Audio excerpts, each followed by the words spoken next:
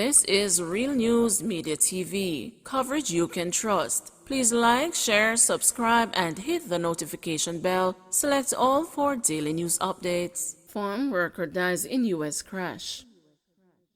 A Jamaican farm worker has died from injuries sustained during a crash while working in the United States. Dobson Winter from Pennington District in Louisville, St. Catherine, died on Saturday.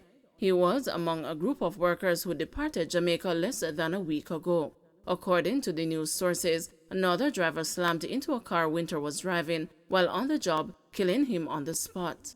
Relatives who described Winter as a passionate family man have asked for privacy as they mourn his death. The crash that claimed Dobson's life comes a day before two brothers from Clarendon got into trouble after jumping around 11 p.m. Sunday from the infamous Jaws Bridge that connects Edgartown to Oaks Bluffs in Massachusetts. The body of Tavares Bulgin, 26, was recovered around 6:30 Monday morning. The search continued Tuesday for his 21-year-old brother, Tavan Bulgin, who is presumed dead. The brothers were working at a restaurant in Martha's Vineyard for the summer as part of the popular work and travel program, which employs hundreds of university students from Jamaica each year. Tour operator gunned down while transporting tourists in Negril. A tour operator was shot and killed by gunmen while transporting two tourists in Negril, Westmoreland on Monday night. The deceased is 53-year-old Baron Gray of West End in Negril. The police report that about 11:10 p.m., Gray was transporting two male tourists in his Toyota Voxy bus along the West End main road when two men traveling on a motorcycle rode up beside the vehicle. The men then pulled handguns and opened fire, hitting Gray multiple times. He lost control of the vehicle, which crashed into a wall. The gunmen subsequently fled the scene. The police were summoned, and upon arrival, Gray, who was discovered suffering from multiple gunshot wounds, was rushed to the Savannah Lamar Hospital, where he was pronounced dead. The tourists who were being transported by Gray were not hurt in the shooting. Gunmen held at a supermarket in Hopewell, Hanover. The police in Hanover are probing whether two men arrested at a supermarket in Hopewell on Monday night were robbers or contract killers. The men are being questioned by investigators. Two illegal firearms and several rounds of ammunition were taken from the men, whose identities are being withheld pending further investigations. It is reported that three men had been lurking at the supermarket over the course of the day on Monday. The police were subsequently called, and two of the men were apprehended and the firearms seized. The third accomplice escaped and is currently being sought by the police. St. Andrew businessman named a person of interest. St. Andrew businessman Cyrone Ricketts has been named as a person of interest by the St. Andrew Central Police. Detectives believe Ricketts, who operated a business on West Minster Road, collected money from several customers before fleeing. Attempts to contact him have proven futile. Ricketts is being urged to turn himself into the Halfway Tree Police by midday on August 17. Anyone with information that can assist the police in locating Ricketts is asked to contact the Halfway Tree Criminal Investigations Branch at 876-926-2551, the Police 119 number, or the nearest police station. Two killed, two injured in Hanover crash. Two persons were killed and two others injured, including a child, in a two-vehicle crash along the Trial Main Road in Hanover early this morning. The police have identified the deceased as 26-year-old Onique Barnes of Mandeville, Manchester, and 51-year-old Claudia Shaw of a St. Elizabeth address. The Sandy Bay Police report that about 12:30 a.m., Barnes was driving his white Mitsubishi sedan motorcar from the direction of Sandy Bay towards Hopewell. It is reported that on reaching a section of the Trial Main Road in the vicinity of the entrance to Trial Resort, the driver of a Mitsubishi station wagon motorcar, which was traveling in the opposite direction, failed to negotiate a corner and lost the control of the vehicle, which collided into the car being driven by Barnes. The impact of the crash resulted in Barnes being killed on the spot, along with Shaw, who was a passenger in the Mitsubishi station wagon. The police and the fire department were summoned, and upon arrival, Both deceased were removed from the wreckage and transported to the morgue for post-mortem examination. The driver of the Mitsubishi station wagon and a 10-year-old boy were also seriously injured and were rushed to the Cornwall Regional Hospital, where they were admitted. Jamaican prosecutor found guilty of professional misconduct resigns post in TCI. Sophia Thomas, the prosecutor who was recently found guilty of professional misconduct by Jamaica's General Legal Counsel, has resigned from the Office of Director of Public Prosecutions in the Turks and Caicos Islands, where she was on secondment. A report from the TCI Sun says Thomas's last day in office was Friday. The disciplinary committee of the General Legal Counsel found that while Thomas worked in the office of the DPP, she violated the canons of professional ethics while prosecuting a fraud case in the Kingston and St. Andrew Parish Court in November 2017. A date is to be set to give Thomas an opportunity to be heard in mitigation before a sanction is imposed by the committee.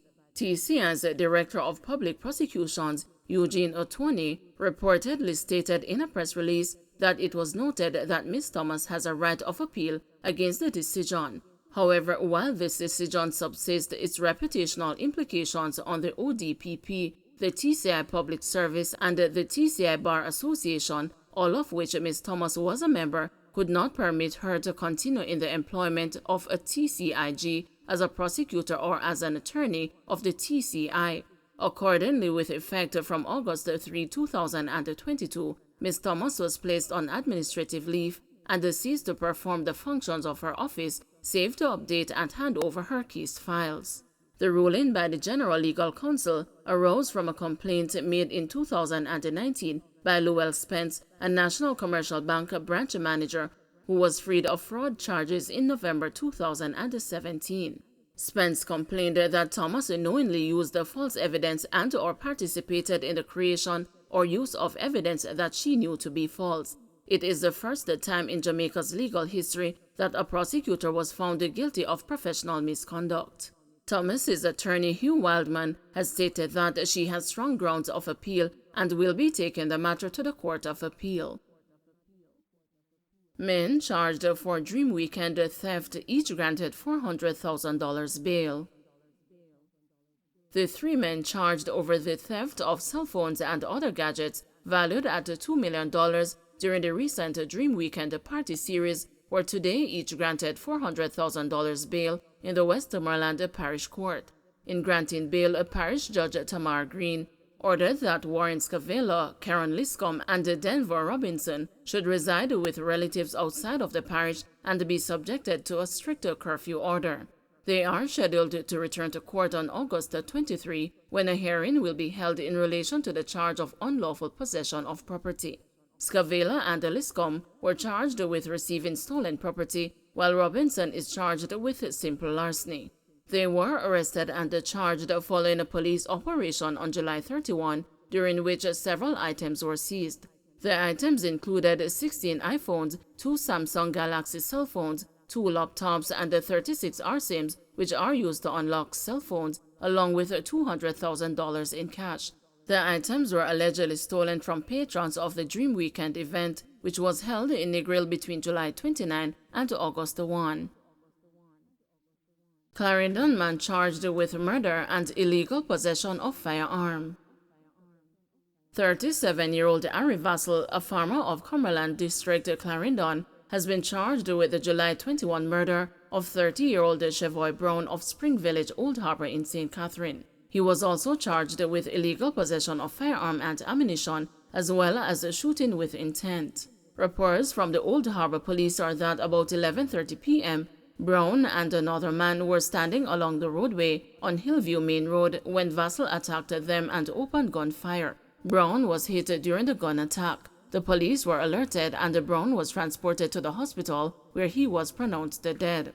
Vassell was subsequently arrested on August 11. He was charged following a question and answer session and is now awaiting a court date. Police being made scapegoats for all Jamaica's ills, says James.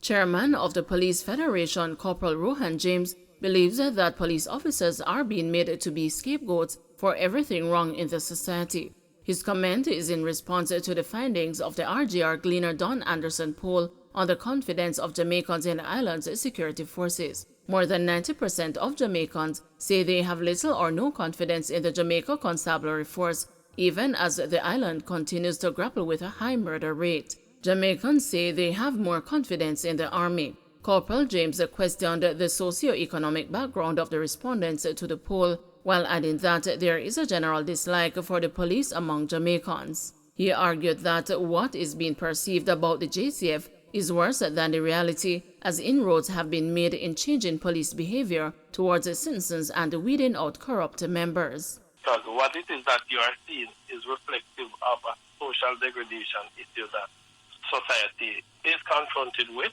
It's not necessarily a policing issue, but at the end of the day, the police is blamed for everything, especially for those who fail to do what they have to do in order for the police to be able to do what is necessary to protect the citizens of this country.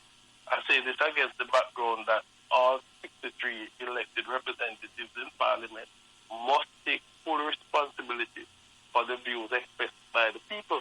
I've been stating all this time that since 2013 they have enacted a public debt management act, and that act empowers the Minister of Finance to provide funding and to act in the interest of national security. I believe that we can do much better in the era of how we disseminate information, treating and accountability, and for persons, for the general populace and the wider diaspora to be aware of some of the programs and the accounting mechanisms that we have instituted over the past few years. And that is where I believe that if we are getting a feeling grade in that regard, we ought to accept full responsibility, because I'm someone who believes that accountability matters. Don't forget to like, share, subscribe, and hit the notification bell. Select all for daily news updates.